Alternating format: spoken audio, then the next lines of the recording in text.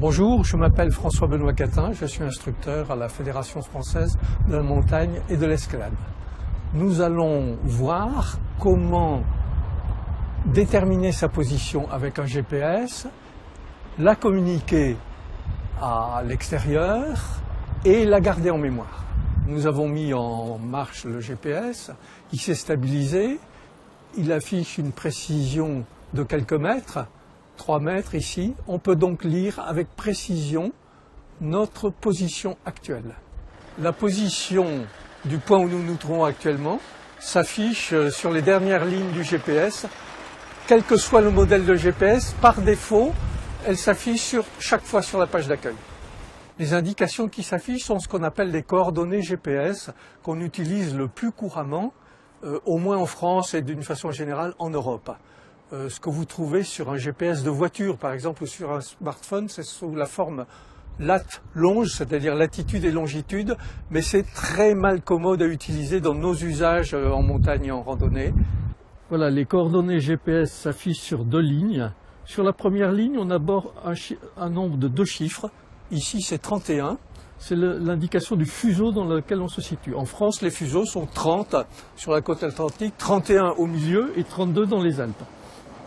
Ensuite, une lettre qu'on néglige, puis un premier groupe de 7 chiffres qui sont les coordonnées du point où nous nous trouvons actuellement en direction de l'Est.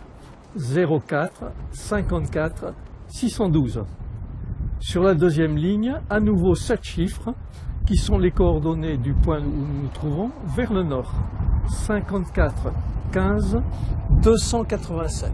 Avec ces indications, nous avons positionné notre point qui est unique dans le monde entier. Le GPS nous indique aussi l'altitude, ici 49 mètres. C'est une mesure extrêmement fiable et stable. Par contre, elle peut être un peu différente à certains endroits de celle qu'on va trouver par exemple sur un panneau indicateur ou sur un refuge. Il est très important de donner ces coordonnées dans l'ordre, d'abord vers l'est, ensuite vers le nord. Première ligne, deuxième ligne. Maintenant que nous avons relevé ces coordonnées, nous pouvons par exemple les communiquer à quelqu'un d'autre qui devrait nous rejoindre. C'est particulièrement utile si on est malheureusement amené à appeler les secours. On appelle le 112, on lit les coordonnées en question et l'hélicoptère arrive droit sur vous parce que lui aussi fonctionne au GPS. Maintenant, nous allons pouvoir conserver en mémoire le point où nous nous trouvons actuellement, ce qui nous permettra éventuellement d'y revenir. La manœuvre est extrêmement simple. Sur tout GPS, quelque part, il y a un bouton marqué « Marquer le point » ou « Marquer le waypoint ». Donc maintenant, nous allons enregistrer ce point en actionnant le bouton « Marquer le waypoint ». Par défaut, le GPS lui attribue un numéro d'ordre, mais à tout moment, on pourra le renommer. Dernière manœuvre, je vais donc bien actionner la touche « Enregistrer » pour que le GPS le garde en mémoire.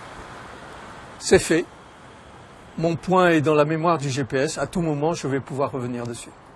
Voilà, nous avons pu lire notre position actuelle sur le GPS, nous savons comment la communiquer à quelqu'un d'autre, et notamment au secours, et nous savons également comment conserver ce point dans la mémoire du GPS pour pouvoir s'y reporter, et notamment y revenir si on le souhaite.